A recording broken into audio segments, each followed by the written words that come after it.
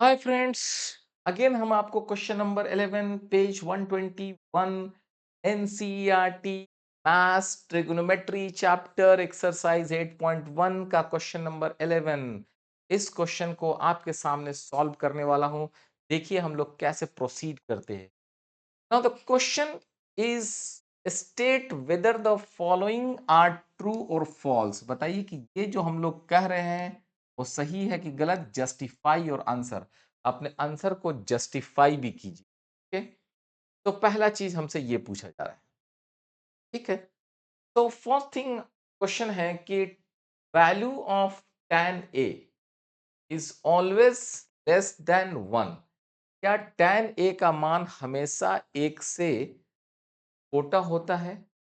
Answer is no. पूछा है कि the values of tan is always less than 1। क्या हमेशा tan का मान एक से छोटा होता है? Answer is no. आप पूछेंगे सर आंसर नो मतलब क्यों, कैसे, क्या जवाब है इसका?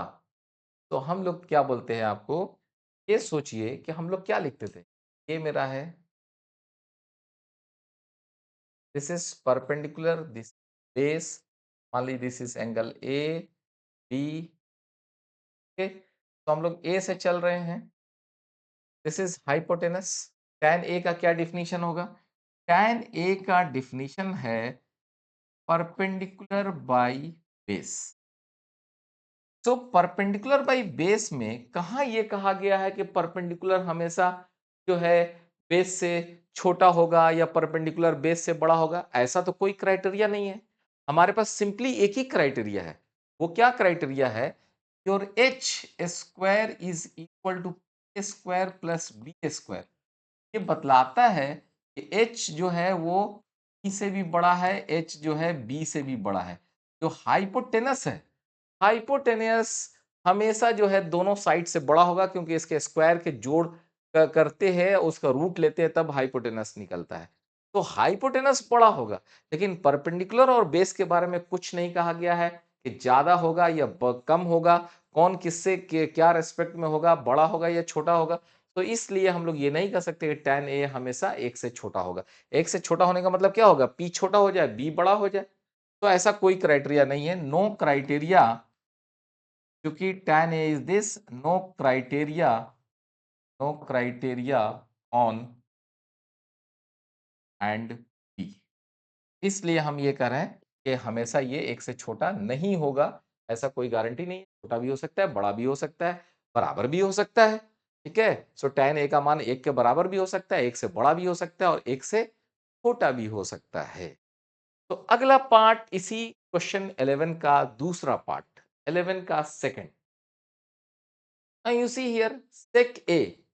सेक ए के बारे में कहा जाता है कि state whether the following statement is true और नॉट।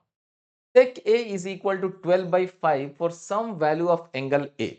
किसी एंगल A के लिए अगर ये मान लीजिए मेरा ट्रायंगल है, this is angle A, this B, this is C, this is perpendicular, this is base, this is hypotenuse with respect to this.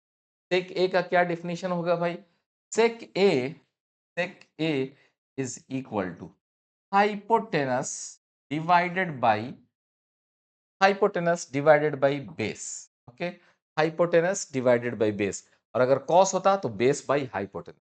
Now आप यहां जानते हैं कि H square is equal to A square plus B square होता है। यानी कि H is equal to under root B square plus B square होता है। ये हमें बतला रहा है कि एच जो है पी से बड़ा होता है, एच जो है आपको बी से बड़ा होता है। एच पी से भी बड़ा होता है, एच बी से भी बड़ा होता है। हाइपोटेनस सबसे बड़ा साइड होता है। तो अगर हाइपोटेनस सबसे बड़ा साइड होता है तो इसका मतलब यह है कि हाइपोटेनस यहाँ पे h will greater than b. यहाँ पे पूछ रहा है sec a is equal to 12/5। Sec a is equal to 12/5। क्या ये चीज पॉसिबल है? यस इट इज पॉसिबल, ये सही है, ये हो सकता है। क्यों? क्योंकि हमारा h should be greater than b। h is greater than b, here it is 12/5। 12/5, 12/5, 12 ऊपर में ज्यादा है, यहाँ पे 5, चूंकि 12 इज ग्रेटर देन 5। तो सेक ए का डेफिनेशन है हमारा एच बड़ा होगा, तो this is our answer, okay, that is yes. Now the third question of the same 11 का जो है अगला पार्ट है, वो क्या है? अगला पार्ट ये है कि state whether the statement is false और नॉट। क्वेश्चन में यहाँ पे क्या कह रहा है? cos A is the abbreviations used for cosec cosecant, ठीक है? क्या cos A इसके लिए यूज होता है? cos A क्या इसके लिए यूज होता है? Answer is no. आप बोलेंगे सर क्यों? नो क्यों? तो मैं इसके लिए थोड़ा सा आपको थ्योरी में लेके चलता हूँ। Now you see here, it is in your book. If you go and if you read, this is in your book. Okay? NCERT में ही दिया हुआ है, आप पढ़ लीजिए। क्या लिखा हुआ है? It is written here that the first use of idea sign in the way we use today was worked by R. Bhattian. Aryabhata ने सबसे पहले साइन का डिफिनेशन दिया था भाई। अब हम थोड़ा सा कॉस की तरफ चलते हैं तो क्या आता है? The term, okay, the origin of the term cosine and the tangent was much later. The cosine function arose from the need of the to compute the sine of the complementary angles. Aryabhatta called Cotizia. The name cosinus originated with Edmund this in 1674. The English mathematician Sir John Murray first used the abbreviated notations cos. तो cos किसका use है भाई? Cosine का abbreviation. इस cosine का जो है notations हम लोग cos ले रहे हैं, ना कि हम लोग कोसेकेंट। ओके, कोसेकेंट का नहीं, बल्कि हम लोग किसका यूज कर रहे हैं? कोसाइन को हम लोग cos के रूप में लिखते हैं। Fine, so this answer in this way. And next question in front of you is that, एक बताइए कि क्या ये स्टेटमेंट सही है? Sine theta is equal to 4/3 हो सकता है कि नहीं हो सकता है? Sine theta is equal to किसी एंगल के लिए 4/3 हो सकता है कि नहीं हो सकता है? आप जानते हैं साइन थीटा के बारे में? Sine theta, okay, perpendicular base hypotenuse. Sine theta is equal to perpendicular by hypotenuse. Hypotenuse greater than perpendicular होता है, हाइपोटेनस ग्रेटर देन बेस होता है। हाइपोटेनस सबसे बड़ा साइड होता है, कर्न सबसे बड़ा साइड होता है।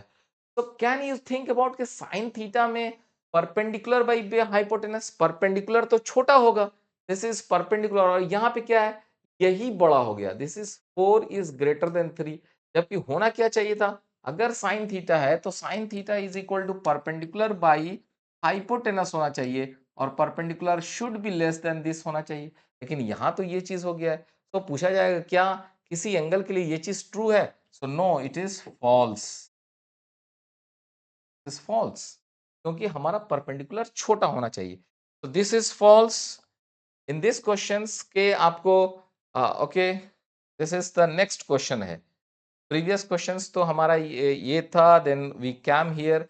अब एक ये चौथा क्वेश्चन है। चौथा क्वेश्चन क्या है कि आप जस्टिफाई करके बताइए कि क्या कॉट ए का मतलब कॉट इनटू ए होता है? I say no, this is the statement is false, क्योंकि cot a is equal to base by perpendicular होता है। It is by definition, it is not like that कि cot a is equal to cot गुना a. नहीं बाबा, ये ऐसा नहीं होता है, दिस इज रॉन्ग, ऐसा नहीं होता है। This is the cot which operates on angle A, और वो डिफिनेशंस बतलाता है कि इस ट्रायंगल में अगर ये आपका ए एंगल है और ये परपेंडिकुलर है, ये बेस है, ये हाइपोटेनस है, तो कॉट ए का कॉट ए का डिफिनेशन होगा base by perpendicular, base by perpendicular. तो इसका कोई एग्जिस्टेंस नहीं है, कॉट इज कॉट इनटू ए, ऐसा नहीं होगा। This is something like this, ये डिफिनेशन है। तो ये स्टेटमेंट फॉल्स है। ओके, तो इस तरह से ये स्टेटमेंट हमारा फॉल्स निकल गया। ओके, ये तो हमने डिस्कस कर ही लिया आपसे कि ये स्टेटमेंट फॉल्स है, ये थोड़ा सा पहले हो गया था। फिर ये स्टेटमेंट हमने आपसे डिस्कस कर लिया कि कॉस के केस में ये कोसेकेंड का जो है वो नहीं है, ये भी फ़ॉल्स है। फिर हमने आपसे ये डिस्कस कर लिया कि यहाँ पे sec a is equal to this ये हो सकता है, दिस इज़ ट्रू। ये चीज़ मैंने आपको डिस्कस किया था एंड देन वी डिस्कस्ड इस के टैन ए हमेशा 1 से छोटा होगा, नो ये भी गलत है, ये भी हमारा फ़ॉल्स था। In this way we discussed you the question number 11। Question number 11 हमने आपको बना के दिखा दिया। So it is this way I can say that question number 11 खत्म होता है और दोस्तों आपको बहुत बहुत थैंक्स और नेक्स्ट वॉच कीजिए। अगला लेक्चर जो हमारा आने वाला है वो मैथ्स ट्रिग्नोमेट्री में हम लोग trigonometrical ratios of the 0 degree 30 degree 45 degree 60 degree 90 degree यानी साइन कॉस टेन का वैल्यूज फॉर सर्टेन एंगल्स बताने वाले हैं। बहुत ही इंटरेस्टिंग अगला लेक्चर आने वाला है तो एकदम पार्ट टू करके होगा। पार्ट टू वीडियो निकल कर आएगा वो हमारा वीडियोस जो समथिंग लाइक दिस आने वाला है। ये समथिंग आने वाला है अगले क्लास में that is trigonometrical ratios of 0 degree 30 degree 45 degree 60 degree 90 degree. इन्हीं को यूज करके हम लोग ये सारे हाइट्स निकालने वाले हैं।